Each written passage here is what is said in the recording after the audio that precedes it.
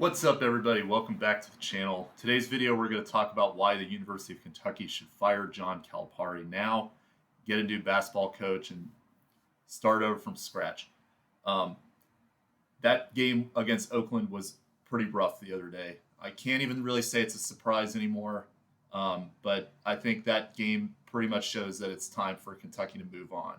I don't know if they will, but they should, and I'm going to outline why. So I'm going to talk about things, just from how Calipari has, what his legacy has been like for the last 14 years now that he's been coach. Hard to believe it's been that long. My journey as a Kentucky fan, I used to be a student at University of Kentucky a long time ago, so I have a very interesting connection with this team that has changed over the years. And I'm also going to talk about why they need to move on from him. I'm going to tie everything together in that. So overall, that game against Oakland was really bad. It's been talked about over the last few days. Kentucky has lost to two 14 seed or greater teams over the past 3 seasons. They lost to St. Peter's 2 years ago. They had that veteran-laden team with Oscar Tshiebwe that lost to St. Peter's in a very inexplicable fashion. And arguably this game against Oakland was even worse. Jack Golke had 10 threes. He's attempted 8 2-point shots on the season. So this guy is going to be shooting threes. How do you not have people defending him? Calipari in his press conference was talking about how, the players on these other teams are so much older than his and the challenge of coaching a young team. But this dude has been making the same excuse year after year after year since back when John Wall was there. And I'm just getting tired of it. Going to get into that more later, but it's just at the end of the day, it's on Calipari. You can't keep making these excuses. You look at his record over the last couple of years. He had that really good stretch from 2009 to 2015, which I'm going to talk about in a little bit. But over the last handful of seasons, 1-4 in the NCAA tournament since 2019. So since the pandemic, it's been pretty rough, and that's now a 5-year period. He's been to 2 Elite Eights since 2017. He went in 2017. That was with De'Aaron Fox and Malik Monk. He also went in 2019. That was a team with Tyler Hero and PJ Washington. He's had no Final Four appearance since that 2015 team that was undefeated for the majority of the season. People were comparing them to being as good as an NBA team. And then they lost to Wisconsin in the Final Four. That was such a devastating loss as a fan. But since then, it's been really rough for Calipari. And he's only had 1 NCAA title throughout his whole time there. So I'm going to first talk about his legacy of just him as a basketball coach. He's a very polarizing figure in college basketball. He's definitely influenced the game, but many people say that he's influenced for the worse.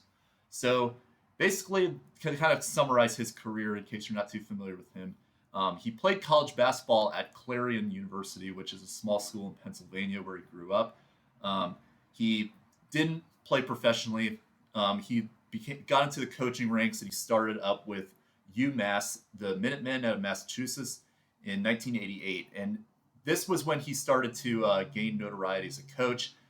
He had Marcus Camby, if you remember him, Denver Nuggets. Played with Carmelo for a little bit. That was his first big profile player who led his team to success. And he started to become known as a coach that's good at developing players for the professional ranks. He did well at Massachusetts, went on to the NBA for a little bit. That didn't really work out for him. He came back in the year 2000 to coach at the University of Memphis. In Memphis, he kind of continued to develop that reputation of developing players for the NBA. He had some guys that were pretty good athletes that got drafted, most notably Derrick Rose in 2008. That Memphis team in 2008 was stacked, but they lost, I believe, to Kansas in the championship game that season. And that was an incredible game. Talk about that some other time, maybe. But he's had some excellent players, and he's very good at recruiting people and finding NBA players and putting them in position to be successful at the next level. So, but he also had recruiting violations, which I'm not really going to get into too much, but there are basically some things that happened both at Massachusetts and Memphis that had Some of his wins vacated in those seasons because of recruiting issues and not following protocol. He got hired by the University of Kentucky in 2009, and that was that year where he had John Wall, DeMarcus Cousins, Eric Bledsoe, a stacked team of freshmen that he put together, and really the atmosphere at Kentucky, and that was the year that I was there as a student. I only went to Kentucky for 1 year from 2009 to 2010, and then I transferred to another school. But that just the atmosphere at the time when he was first starting out and those players coming in and the hype around the basketball program was incredible. I've really never seen any type of fan base as passionate about college basketball as during that time when he first started at Kentucky. So he got on a huge roll with Kentucky, did very well. The first season, they kind of flamed out. It didn't really work out, but then he got Anthony Davis in 2012. He got lucky with that 2011 team that went to the Final Four. Had a couple guys come back, and as a result, they won the title in 2012. That was Anthony Davis, Michael Gilchrist.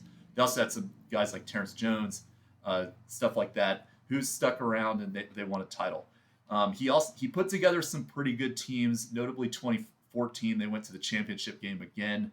And then in 2015, they had that incredible team where they could just literally had 10 NBA caliber players on their team that they could just rotate in and out.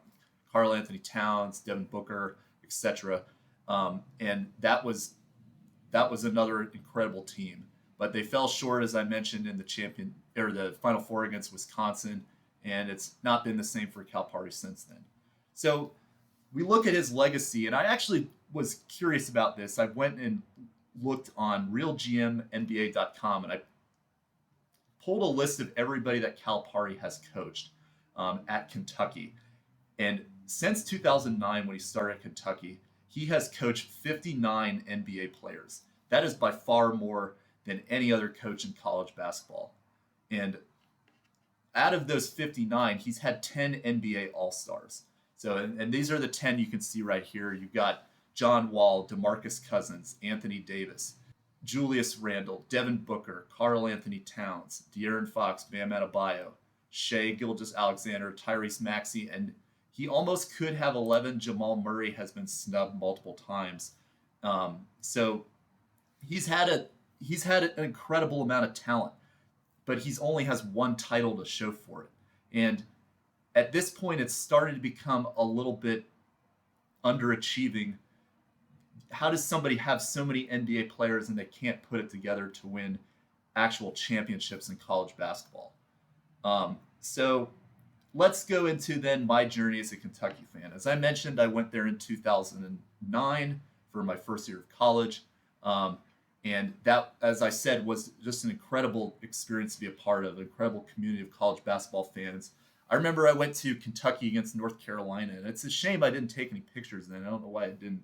But, that was just the environment there for a college basketball arena was just incredible. And they still have such a passionate fan base, even though college basketball is not the same as it's been in years past.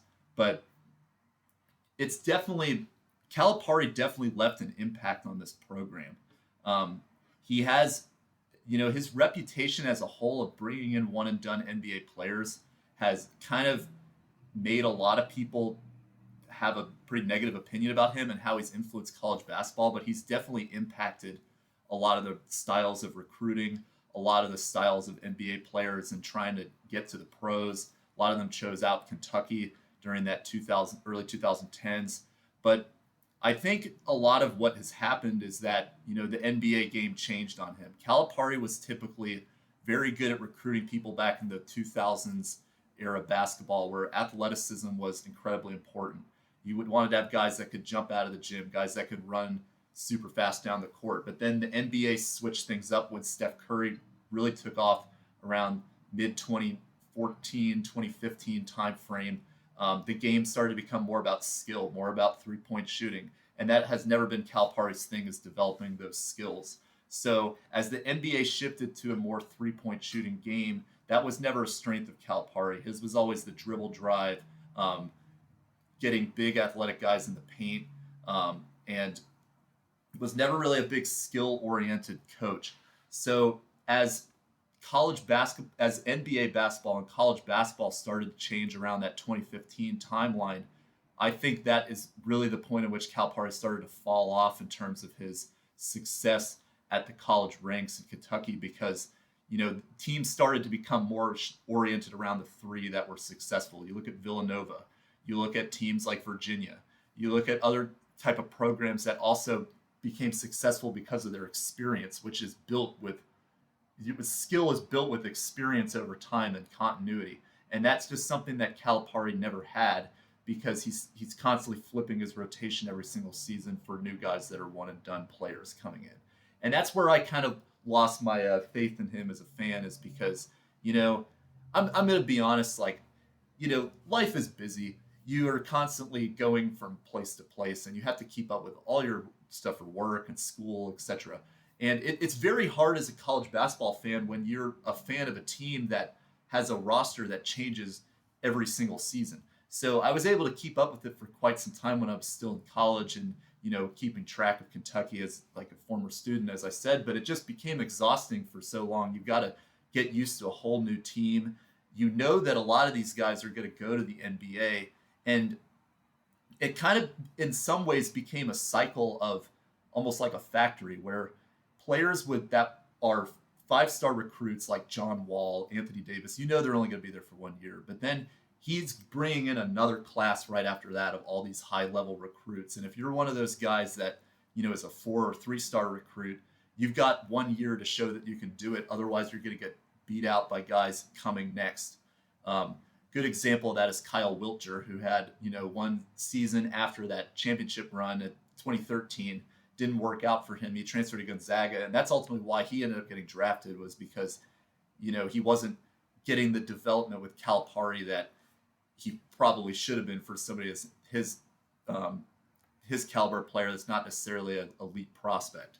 And players caught on to that. So a lot of guys were stuck in situations where they either had to, just shoot their shot and go for the pros, or they knew that, if Calipari wasn't going to develop them, they just have to transfer and try somewhere else. And what happens is you just have this never-ending cycle of roster turnover.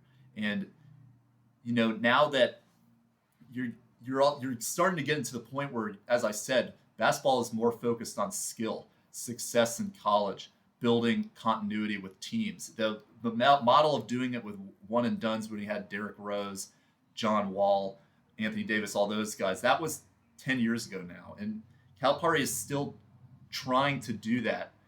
And it's just not working out for him because he just doesn't have the continuity. But I don't want to act like, things are going to get better for him if he were to bring in some high-level recruits, high-level transfers, because he's done that before, where he's brought in guys like Oscar Tshiebwe, and he's still lost to teams like St. Peter's. So, for me as a fan, like, I was a big fan of Kentucky from 2009 all the way through that, probably about like 2016, 2017 timeframe. And I think, that the turning point for me was that 2015 season when, almost the whole roster went to the NBA. And then I was kind of thinking, well, okay, well, what is he going to do now? Is he going to bring? And then you still see the same thing where all these guys are still leaving. And that 2017 season, you had guys that were not NBA players like Isaiah Briscoe and Isaac Humphries declaring for the draft, when if they had stayed and developed, it probably would have been better for both the program and for the player. So at that point, I was kind of like, okay, well, Calipari is just running this to basically get people in and out as fast as possible. And like I said, it's exhausting as a fan when you've got your own life to deal with, to have to keep track of entirely new rosters of teams every single season.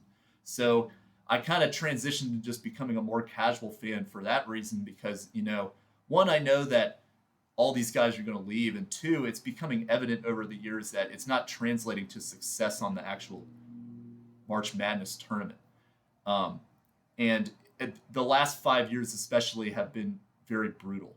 2021, that team had a lot of NBA caliber players that are still in the NBA now, and they barely even made it to 500. I can't remember what their record was, but it was horrible. 2022, that's when they had Shibwe, Wheeler, guys like that, a lot of transfers, but then they still got upset by St. Peter's. Last year's team had some talent as well. Kassan Wallace is looking like he's going to be an excellent point guard prospect in the NBA, but they, again, couldn't put it together. And they lose to Kansas State. They're getting beat by a 5'8" point guard. I think his name was Marquise Noel. He's showing that he's the best player on the court. And then Oakland, Jack Golke, a 24-year-old transfer who used to play D2, is the best player on the court over all these guys that are supposed NBA prospects. And I don't want to get too far off on a side tangent, but I do not understand how Reed Shepherd is considered as a top 5 draft prospect. I have not seen anything from that guy that suggests he's going to be anything more than like a JJ Barea type player. So to me, if you're drafting that in the top 5, like that's not going to work out for some of these NBA teams. But anyway, this to summarize things, my experience as a fan is probably very similar to other people that are Kentucky basketball fans, is that, you know, you get tired of the roster turnover every single season, and you get tired of continually getting let down in the tournament. Like I said, it really wasn't even surprising to me that they lost to Oakland, because you just know that he's setting himself up for failure with constantly bringing in new players that never have any chemistry prior to 10 months before they're playing in March Madness. And, you know, you're playing against these teams, these small mid-major schools that have that, and you can lose games like this. So it's sad, but it's really not even surprising for me anymore. And the thing that, just listen to his press conference after this game, he's talking about, you know, this is the challenge of coaching young teams. It's like, dude, you've been doing this intentionally. Like, we can't give you a pass for continually saying that it's a challenge to coach young teams when you continually build your program like that. He constantly makes excuses. He never takes accountability for him being a bad coach. I think, honestly, a lot of the reason why he is bringing these guys in and trying to encourage them to go to the NBA, because he knows that their draft stock is going to go down, because he, as a coach, is not a great tactical coach. He's not a great skill developer coach. So these players, their draft stock is only going to be as high as the first season that they're playing with him. And every year after that, it's going to go down. So, and I'm sure he's aware of that. He never says it, but that's honestly what's going on. So players are catching up on it. He's not getting the recruits anymore. The team is not successful, and he's out and out saying he's talking more about his players' success at the NBA. That he's coached 10 NBA All-Stars. He's coached 59, about to be somewhere in the low 60s after this draft, NBA players, and you have one title, and you're 1-4 over the past 5 years in the NCAA tournament. So for me personally, as a Kentucky fan, I honestly don't really care who they bring in next year if Calipari is still there. Know this is going to be the exact same situation next year. And I think as a fan of this team, it would just be so demoralizing to know that you're stuck in this cycle that is just, you know that you're not going to be successful in the tournament because you've seen it for so many years. Kentucky is a team that's like one of those true blue blood schools, the first schools that you think of in terms of college basketball. You think of Duke, North Carolina, Kansas, you think of Connecticut, and you think of Kentucky. This is one of the true programs that has been the biggest headliners in college basketball throughout its existence. And you just simply can't have performances like this. And I think, as you know, the administration of University of Kentucky, do you want to continue to be in this cycle? I mean, the evidence since 2015 has been pretty bad. He's been successful for that, but the game has changed. And, he's not adjusted to the game well at all.